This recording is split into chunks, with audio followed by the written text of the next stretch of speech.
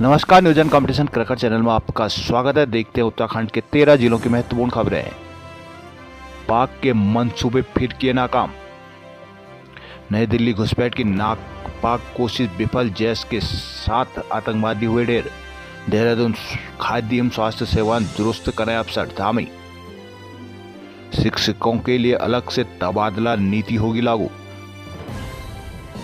Operation सिंदूर के तहत भारत की ओर से पाकिस्तान के खिलाफ की जा रही सख्त कार्रवाई के मद्देनजर मुख्यमंत्री धामी ने राज्य के अधिकारियों को हर स्थिति के लिए पूरी तरह से तैयार रहने के निर्देश दिए हैं। शुक्रवार को सचिवालय में शीर्ष प्रशासन और पुलिस अधिकारियों के साथ बैठक में मुख्यमंत्री ने समीपवर्ती क्षेत्रों में विशेष सतर्कता बरतने को कहा है कि वहां तैनात सभी प्रशासनिक यूनिट को 24 घंटे अलर्ट पर रखा जाए।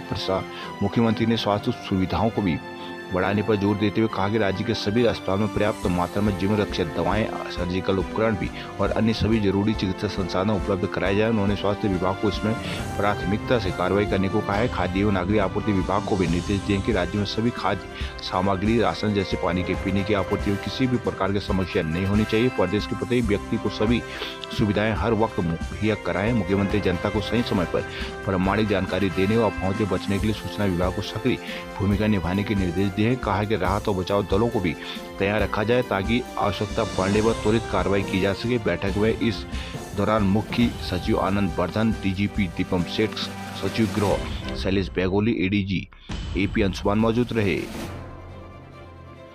राज्य के सरकारी स्कूलों के शिक्षकों तबादला एक्ट में इतर एक नई तबादला नीति लागू करने का रास्ता खुलने जा रहा है। मुख्यमंत्री पुष्कर सिंह धामी ने हरियाणा की तर्ज पर तैयार की गई नई तबादला नीति के प्रस्ताव को कैबिनेट में लाने के निर्देश दिए हैं। इस नीति को तबादला एक्ट में एक घटक के रूप में जोड़ा जा सकता है, जो कि केवल शिक्षा विभाग पर ही लागू होगा। शिक्षा विभाग पिछले कई 2.5 साल से इस नीति पर काम कर रहा है, लेकिन इसे अंतिम रूप नहीं दिया जा सका। शिक्षकों के तबादलों में आ रही विसंगतियों का मुद्दा संज्ञान में आने पर मुख्यमंत्री ने शिक्षा विभाग को प्रस्तावित तबादला नीति को गंभीरता से कैबिनेट के समक्ष प्रस्तुत करने के निर्देश दिए हैं। तबादला एक्ट के कुछ जटिल प्रावधानों से शिक्षक असहज है। उनका कहना है कि तबादला एक्ट में सभी विभागों के लिए एक समान नीति तय कर दी गई है, जबकि शिक्षा विभाग का स्वरूप काफी अलग है। अन्य विभागों के मुकाबले शिक्षकों का कैडर गाँव-गाँव तक है, इसलिए शिक्षकों के तबादले से जुड़ी समस्याओं को व्यापक नजरिए से देखा जाना चाहिए।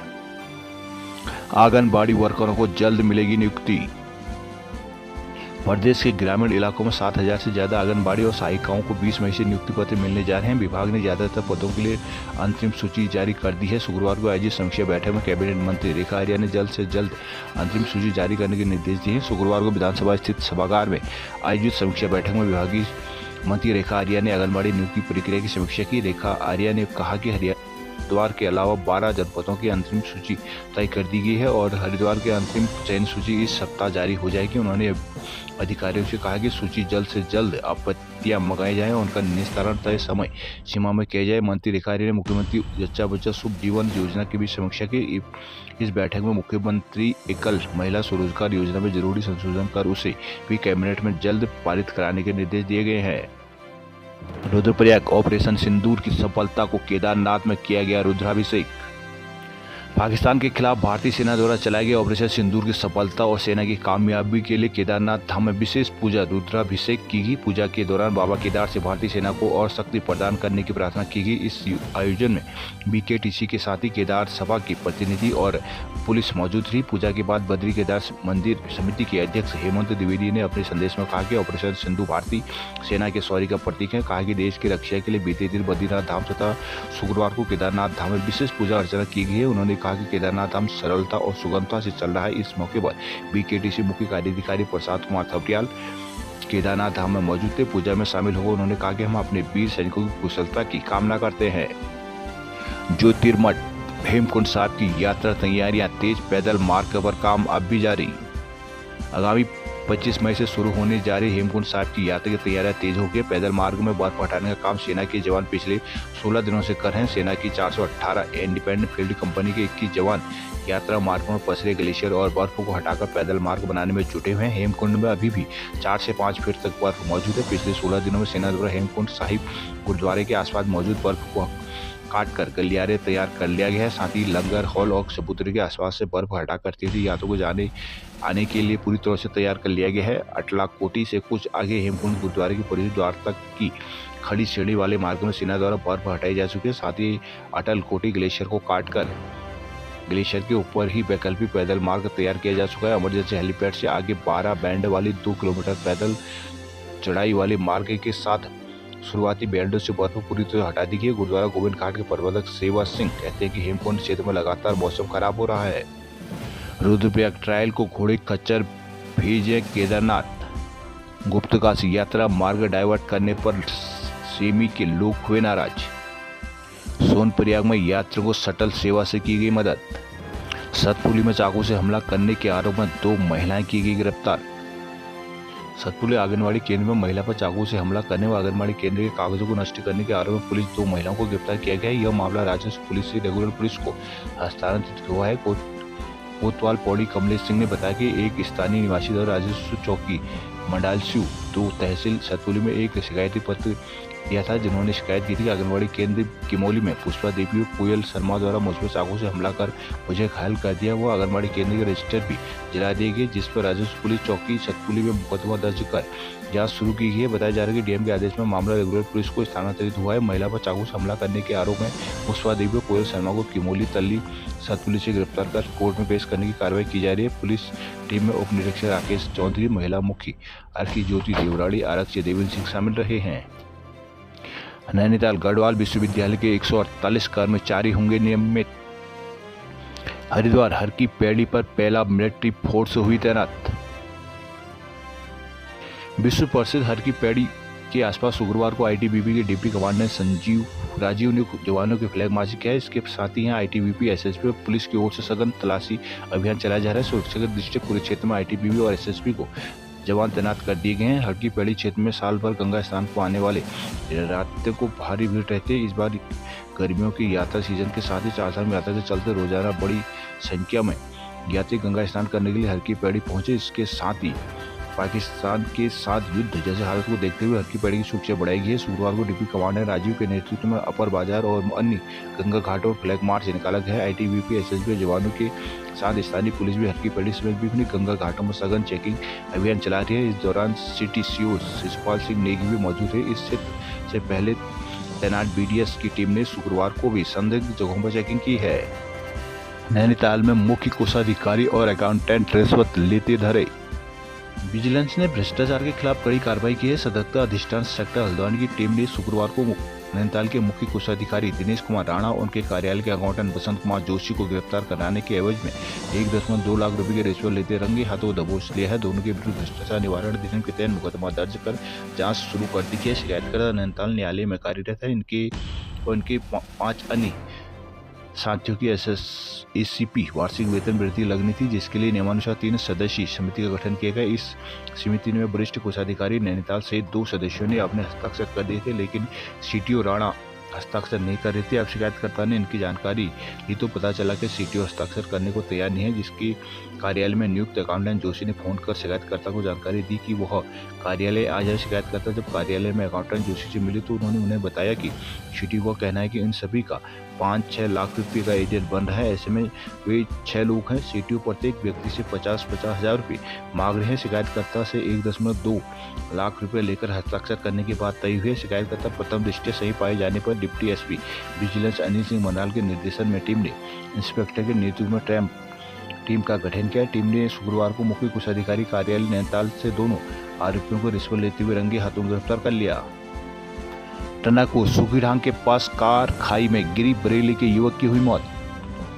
राष्ट्रीय राजमार्ग में सुखीढांग के पास सुबह एक कार गहरी खाई में गिर गई। हादसे में कार सवार एक युवक की मौत हुई, जबकि 3 अन्य यात्री घायल हुए। सभी घायलों को उप जिला अस्पताल में उपचार के बाद हायर सेंटर रेफर किया गया। कार सवार युवक बरेली से पिथौरागढ़ घूमने जा रहे थे।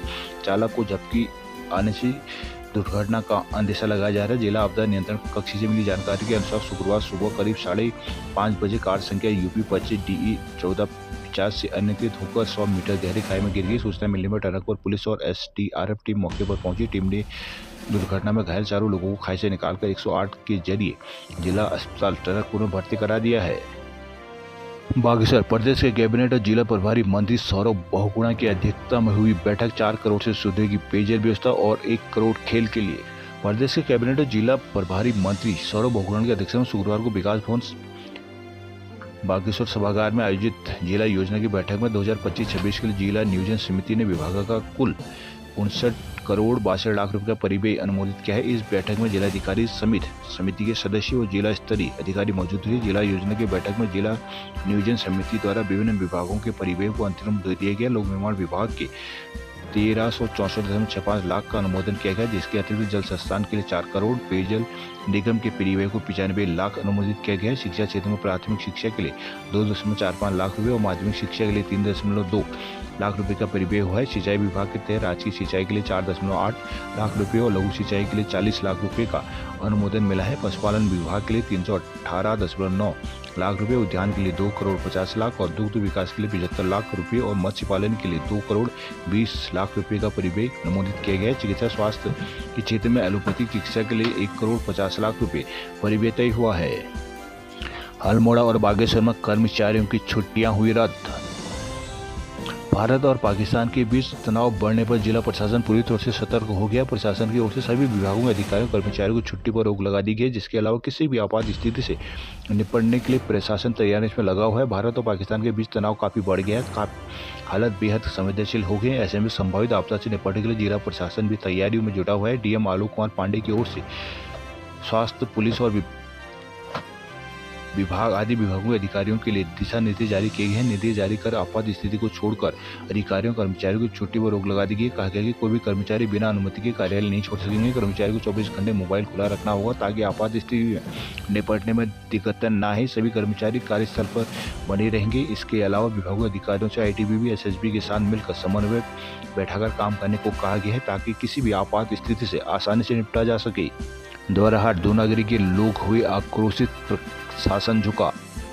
दूनागिरी क्षेत्र के पशुपालकों ने शुक्रवार को स्थायी पशुधन प्रसाद अधिकारी की नियुक्ति को लेकर हंगामा खड़ा कर दिया। पशु चिकित्सालय पहुंचकर धरने पर बैठे नारेबाजी शुरू कर दी, जिससे विभाग बैकफुट में आया और तत्काल तैनाती के आदेश जारी कर दिए गए। 20 किलोमीटर दूर से आनंद सिंह बिष्ट के नेतृत्व में पशु चिकित्सालय पहुंचे ग्रामीणों ने हंगामा शुरू कर दिया। कहना था कि दूनागिरी में सबसे ज्यादा पशु उत्पादक और पशुपालक है। 8 माह पहले क्षेत्रीय जनता के अनुमोदन आंदोलन के बाद पशु प्रसाद अधिकारी की नियुक्ति की गई, लेकिन कुछ दिन पूर्व उन्हें कपड़ा से अटैच कर दिया गया, जिससे क्षेत्र के 2000 से ज्यादा पशुओं को कोई भी इलाज उपलब्ध नहीं हो पा रहा था। मजबूर होकर ग्रामीणों को यहां आकर धरना प्रदर्शन करना पड़ा। पशु चिकित्सा अधिकारी ने अपर निर्देशक कुमाऊं से फोन कर वार्ता की। अपर निर्देशक ने पशुधन प्रसाद अधिकारी मनोज सिरोही को पूर्व की यहाँ जोगाराम, रमेशराम, दीपा देवी, चंपा देवी, तुलसी देवी, गंगा देवी आदि मौजूद रहे। नानकमत्ता महाराणा प्रताप की जयंती पर सांस्कृतिक कार्यक्रमों की रही धूम।